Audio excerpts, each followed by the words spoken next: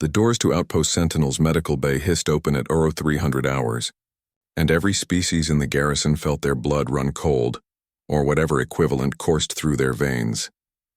Commander Corin of the Vethric Imperial Guard stood frozen in the corridor, his four eyes widening at the sight before him. A human, the outpost's chief medical officer, Dr. Elena Reyes, walked calmly through the entrance, cradling something that made his scales ripple with instinctive dread. An alpha cub, a juvenile from Proxima Dracos 4. Doctor. Corin's translator struggled to keep his voice steady. What have you done? Elena glanced up, her dark eyes tired but determined. The creature in her arms couldn't have been more than 3 local cycles old, still small enough to carry, but already sporting the distinctive crimson stripes and crystalline claws that marked it as one of the galaxy's apex predators. Its 6 limbs were curled against Elena's chest, and a low rumbling emanated from its throat. Her name is Ada, Elena said simply, walking past the commander toward the intensive care unit. Her pack was wiped out by poachers. She's malnourished, dehydrated, and has a fractured limb. She needs help. That thing will grow to be 3 meters tall and capable of tearing through starship hulls. The Vethric commander's tail lashed anxiously. In 6 cycles it will see us all as prey. Elena paused, turning to face him fully.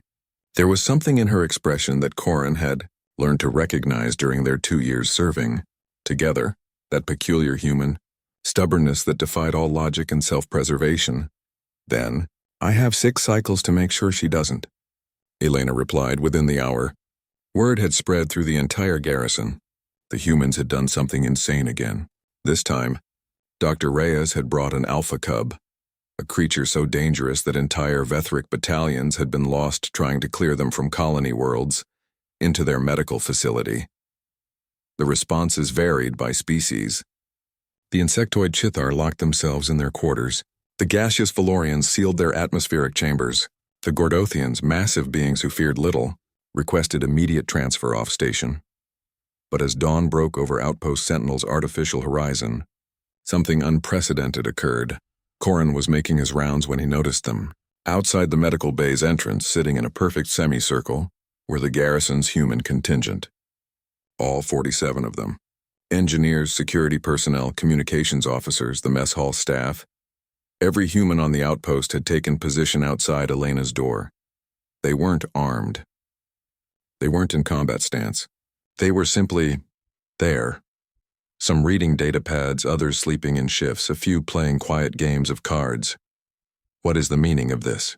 Corin demanded, approaching Lieutenant Marcus Chen, the human security chief. Chen looked up from his handheld device, his scarred face creasing into what might have been a smile. Can't let Doc work alone, sir.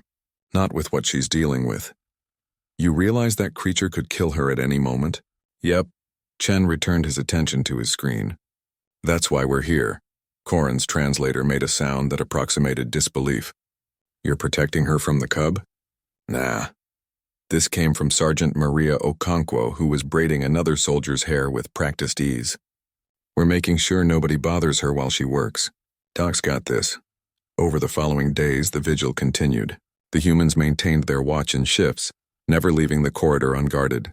They brought their meals there, conducted briefings in hushed tones, and turned away any non-essential personnel who approached. Corin found himself fascinated despite his fear.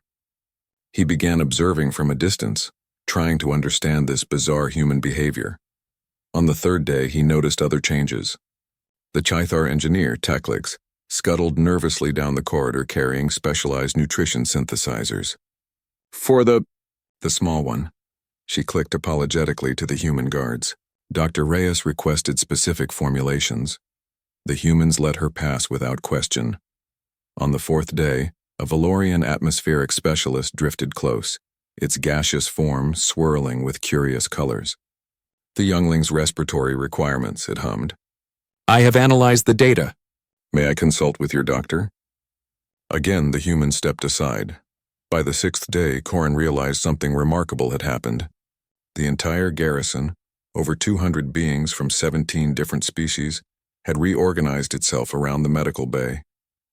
Not out of fear of the cub, but out of respect for what Elena was attempting. The commander finally entered the medical bay on the 7th day. Elena stood before a reinforced enclosure, monitoring displays that showed Ada's vital signs. The cub had nearly doubled in size, her crimson stripes now vibrant with health. "She'll live," Elena said without turning around. "The fracture is healing nicely. Another week and we can start integration protocols." "Integration?" Corin's scales bristled. "She's an intelligent species, Commander. Not as verbal as us, but smart, emotional. She understands that we helped her." Elena finally looked at him, and Corin saw the exhaustion in her features and the fierce determination beneath. "I'm going to rehabilitate her and release her on a protected sanctuary world where alpha populations are recovering. And if she turns violent?" Elena smiled that dangerous human smile. "Then I'll have 47 very angry humans between her and the rest of the garrison. Though I don't think it'll come to that." As if in response, Ada chirped, a sound Coran's database identified as juvenile contentment, and pressed against the transparent barrier separating her from Elena. The doctor placed her hand against the enclosure, and the deadly creature nuzzled against it from the other side. Outside, Corin could hear the murmur of voices, the soft sounds of the garrison going about its duties. But beneath it all was something else, a sense of collective purpose, of an entire outpost unified by one human's refusal to abandon a creature that any sane species would have destroyed on sight. "Your species is insane," Corin said finally. Elena laughed. A warm sound in the sterile environment. "Yeah, we get that a lot. But somebody has to be crazy enough to care." As Corin left the medical bay, he passed the human guards still maintaining their vigil. They nodded to him respectfully. These strange beings who faced down the galaxy's horrors not with superior weapons or armor, but with an inexplicable stubbornness to protect what they considered worth saving. He understood then why humanity had become so vital to the coalition, why their presence on every outpost and starship was now considered essential. It wasn't their technology or their fighting prowess, though both were formidable. It was this absolute unshakable conviction that even the most dangerous life deserved a chance, and the willingness to stand guard day and night to ensure that chance was given. Commander Corin returned to his office and filed his report. Status: Garrison morale unprecedented high. Human contingent performing beyond expectations. Alpha Cub stable and recovering. He paused, then added one final note. Request permanent human medical staff for all future outposts. Their particular brand of insanity appears to be contagious. Outside Elena's door, the vigil continued.